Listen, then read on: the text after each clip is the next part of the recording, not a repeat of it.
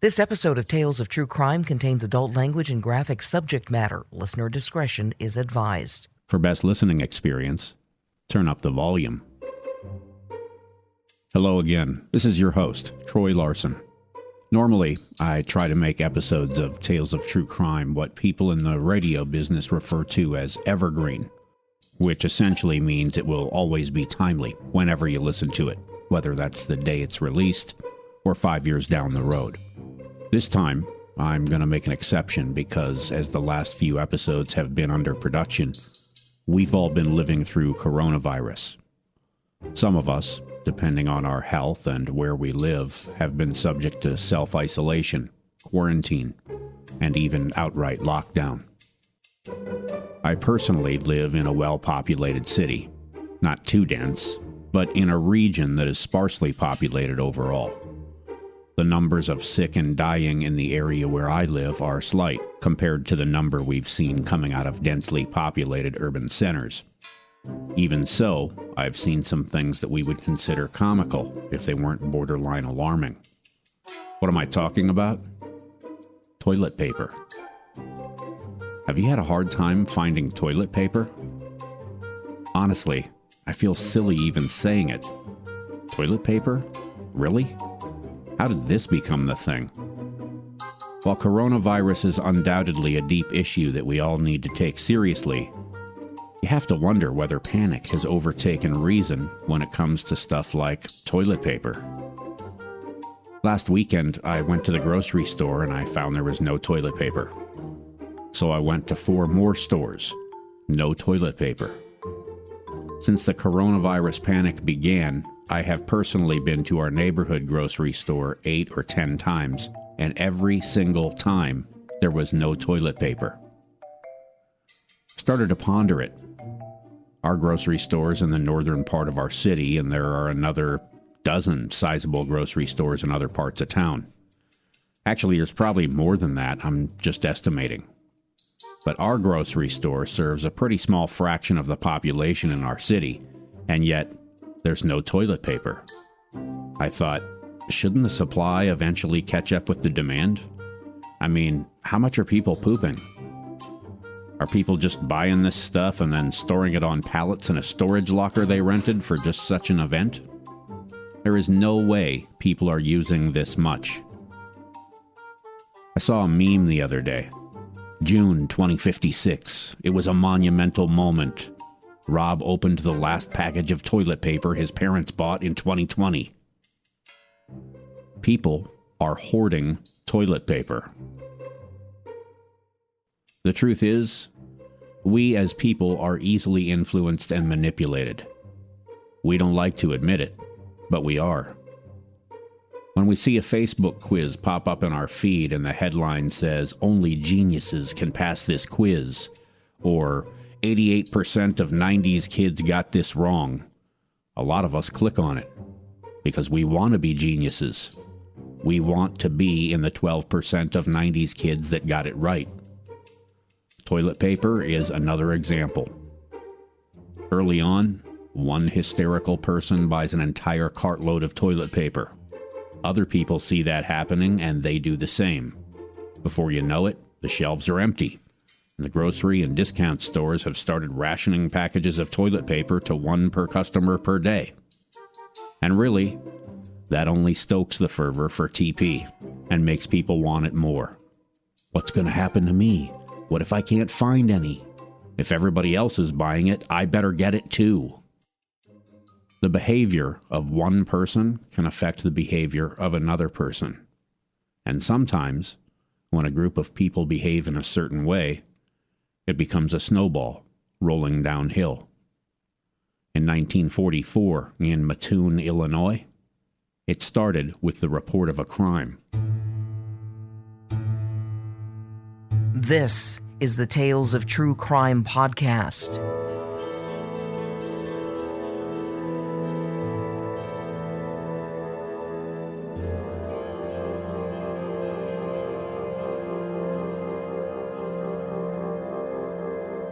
On Thursday, August 31st, 1944, Mr. Urban Rafe awoke in the middle of the night.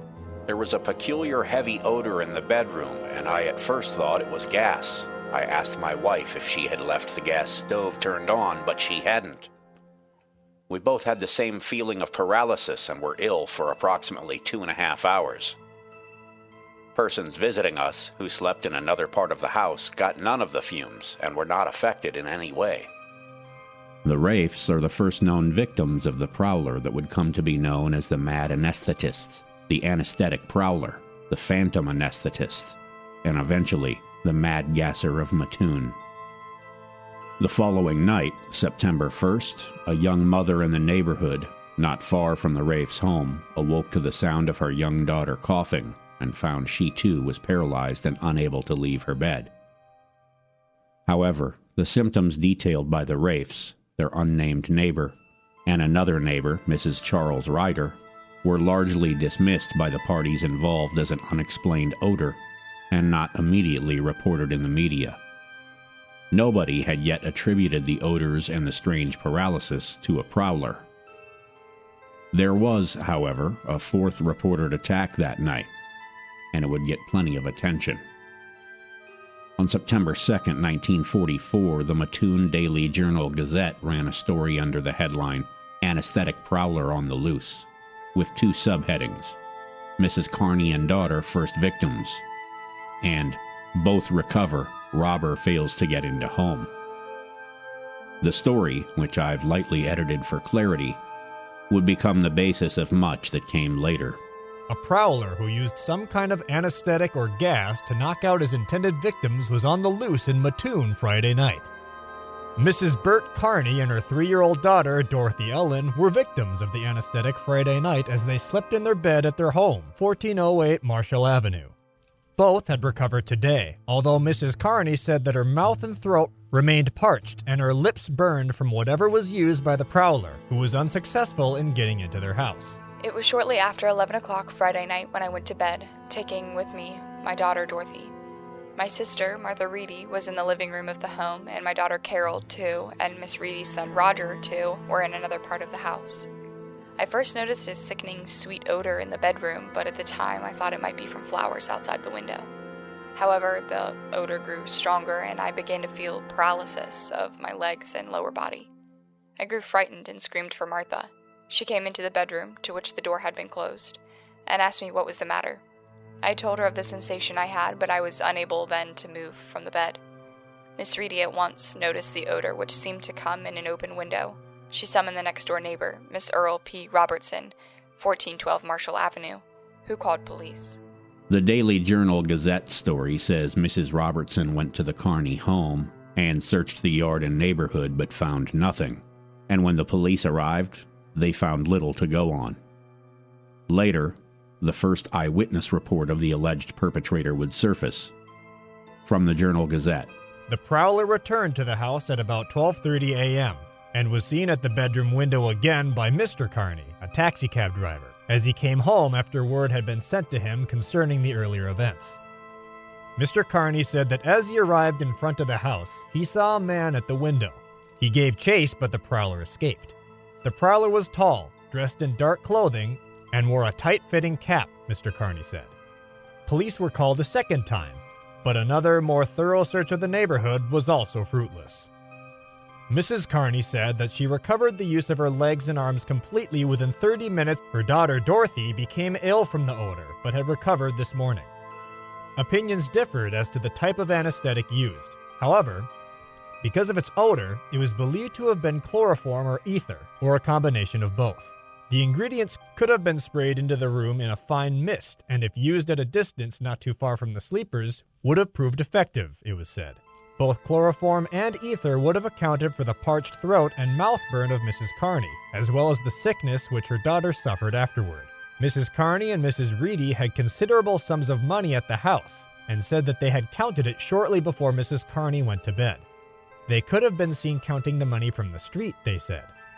After the prowler was discovered at the house the second time, Mrs. Carney, Mrs. Reedy, and their children were taken to the home of a relative in another part of the city to spend the night.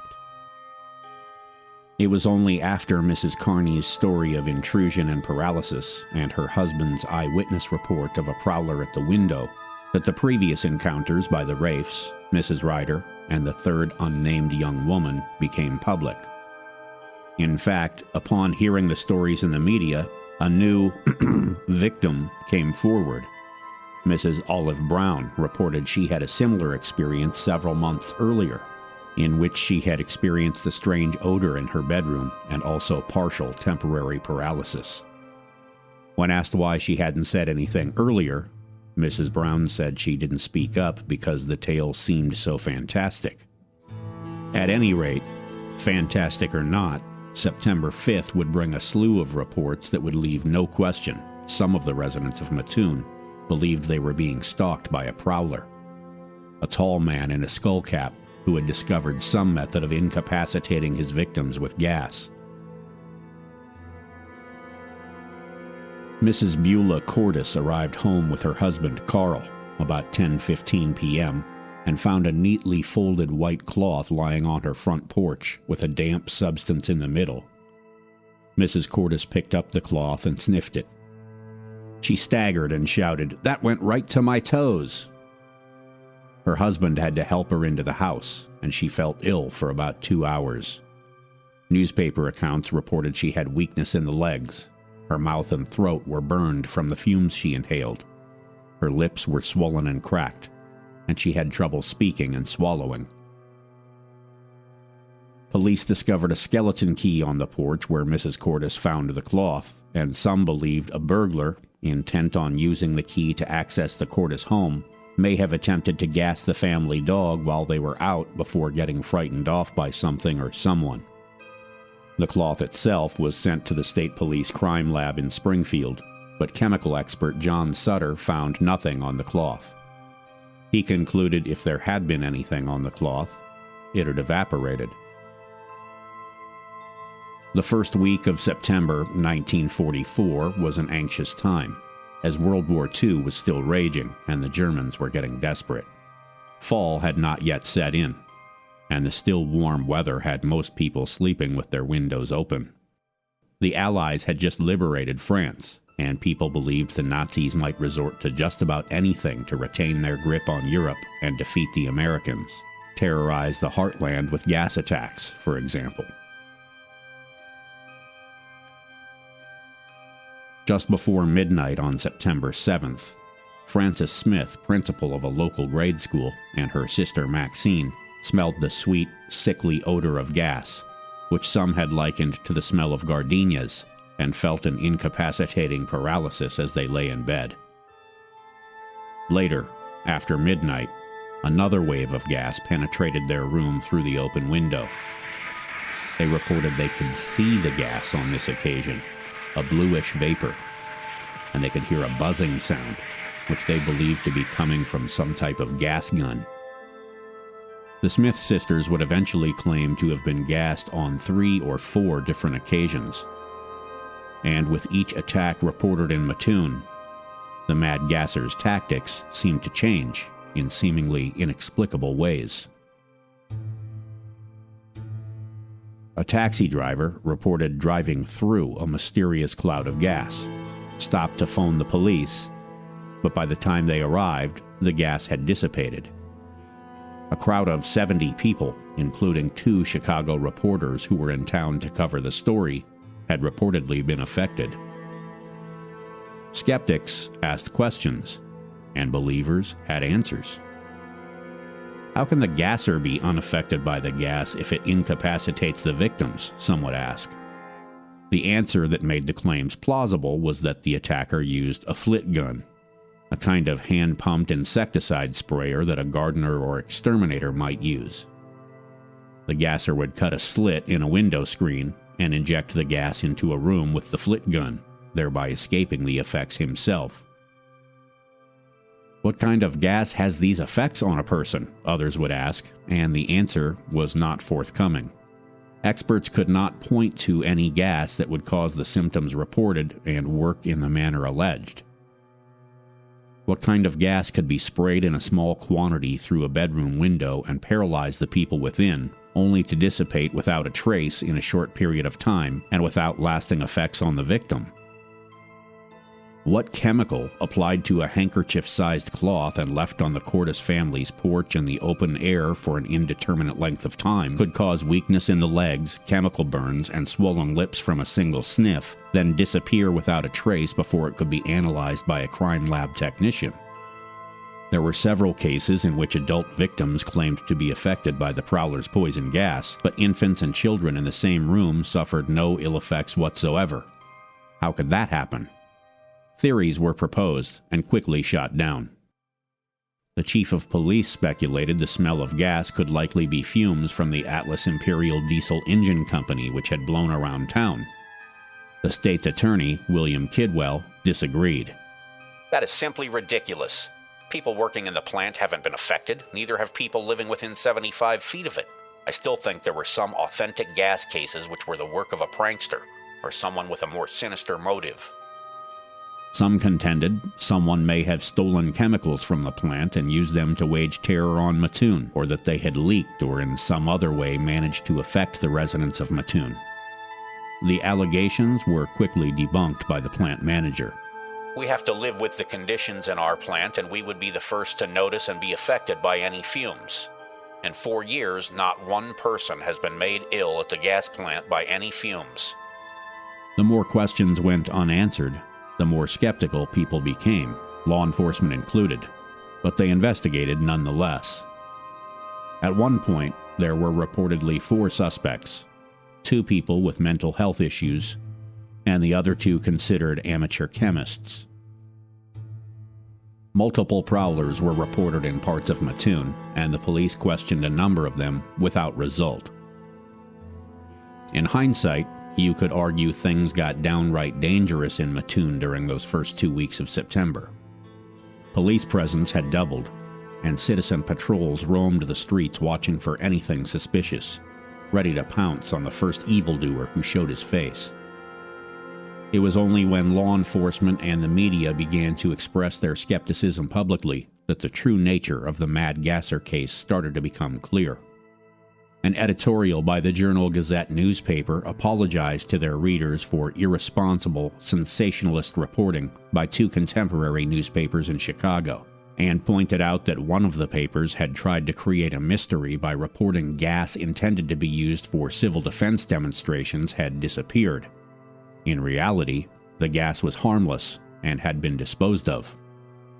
Reports of attacks by the anesthetist were initially taken seriously, but as the number of calls to police ramped up, stories of the ridiculous began to leak out.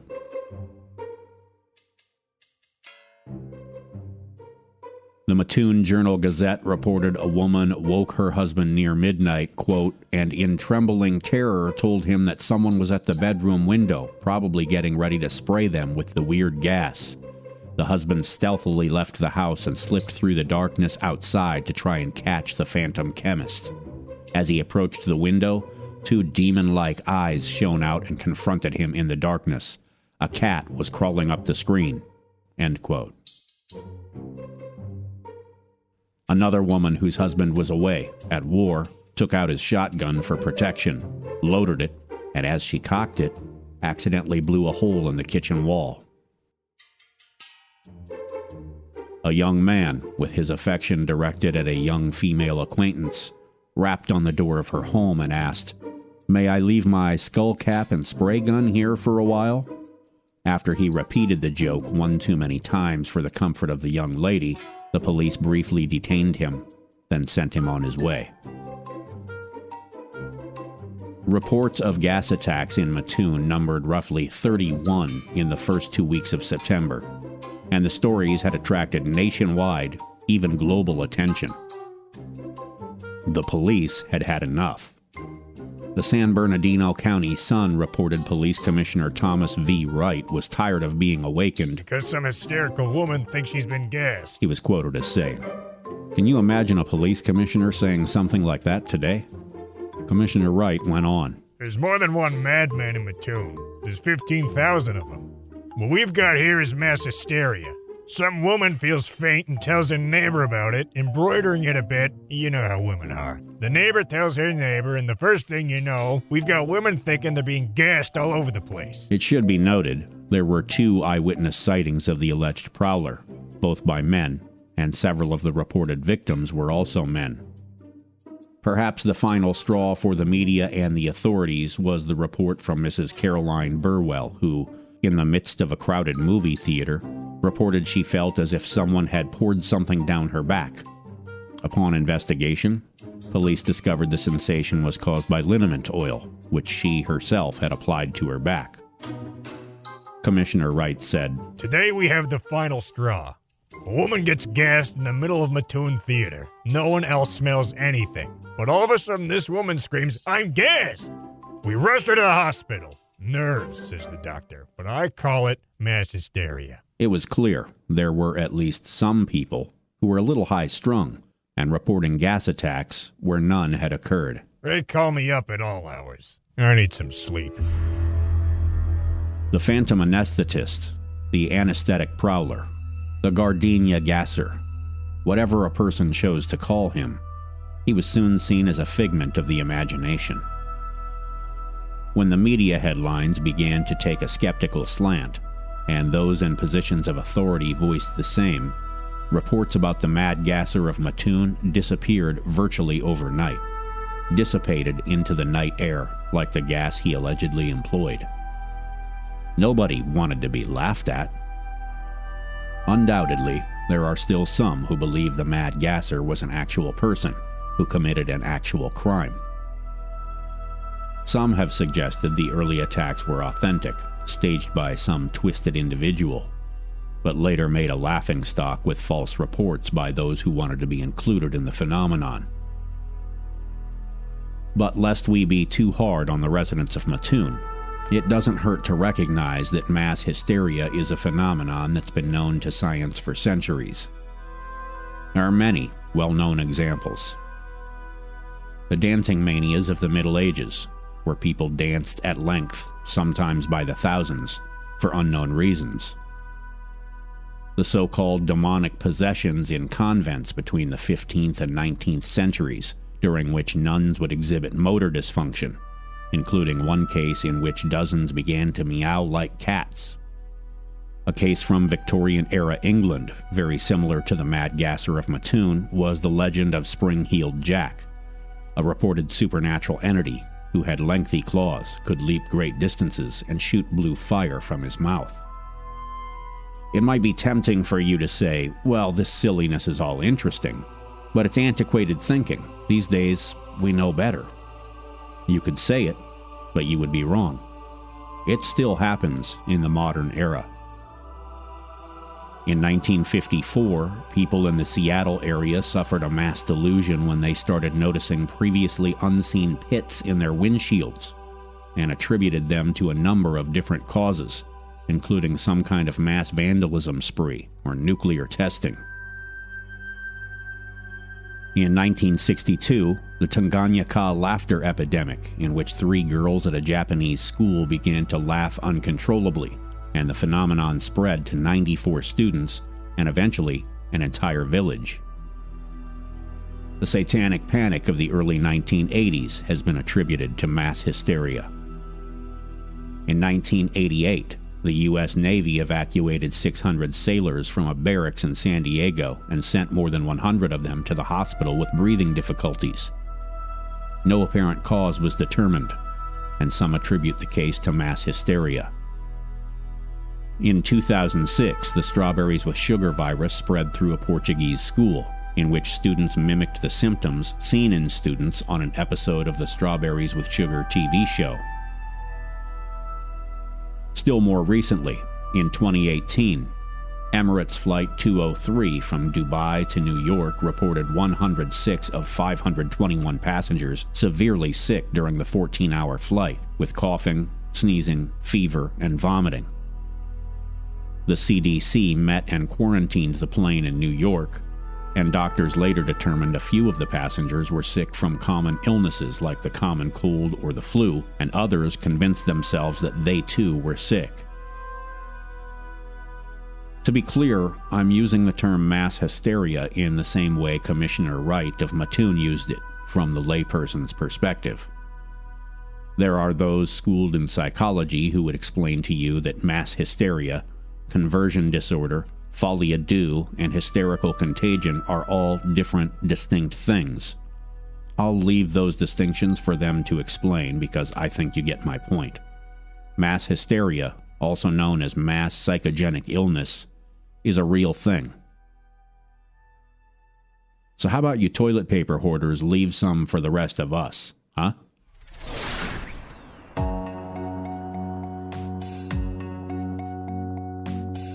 It's not very often I break out of storytelling mode on Tales of True Crime, but with all of us inside playing board games and binging on streaming media, it just wouldn't be right to let this time pass without talking about the absolute phenomenon that's been sweeping the globe. I'm talking about Netflix's 7-episode series, Tiger King. The series was written and directed by Eric Goode, a New York entrepreneur and conservationist who reportedly once dated Naomi Campbell, and Rebecca Chaiklin, who has been producing and directing documentaries since the turn of the millennium. There's little I can say about Tiger King that can do it justice until you've watched it. If you've seen the previous Netflix true crime documentary, Abducted in Plain Sight, you have some idea of how outlandish Tiger King is. To summarize briefly, Tiger King features 3 primary characters. Joseph Schreibvogel Maldonado Passage, also known as Joe Exotic, the narcissistic gay proprietor of a roadside zoo big cat attraction who also happens to be married to 2 straight men. Carol Baskin, Joe Exotic's sworn enemy and operator of a big cat rescue operation, who may or may not have killed her first husband and fed him to her rescued big cats. And the operator of another roadside zoo big cat attraction, who may or may not be a polygamist cult leader married to 3 women. Tiger King features murder for hire, a one-armed lesbian zookeeper. Guess how she lost the arm? There's video. Drugs, a tragic suicide. There's also video. Potential connections to organized crime, and moral quandaries by the bushel. It will make you feel dirty, but I found it to be entertaining all the way through. On a side note, if you saw the aforementioned Abducted in Plain Sight, you might be interested to know I did a poll on Twitter recently and asked the question, which true crime doc is more outlandish? With 146 votes, Abducted in Plain Sight edged out Tiger King, 54% to 46%. If you're a fan of true crime and you haven't seen either of them, check them out. And buckle up. If you enjoy Tales of True Crime, please review and subscribe on Apple Podcasts, Spotify, or wherever you get your podcasts. And lock your doors, because Carol Baskin is still out there. I'll talk to you again in 2 weeks. Tales of True Crime is written and produced by Troy Larson for Midwest Radio of Fargo-Moorhead. For transcripts, sources, credits, and some occasional cat pictures, follow me on Twitter at TrueCrimeTroy. I occasionally do some giveaways there too, so hit that button and follow me right now. For Tales of True Crime on video, follow Midwest Radio of Fargo-Moorhead on YouTube, and don't forget to subscribe. Additional voices by John B.C. and Caitlin of the Eat Crime podcast. Image voice by Bonnie Amistadi. Music by Kevin MacLeod in Compotech.com. Creative Commons license via filmmusic.io.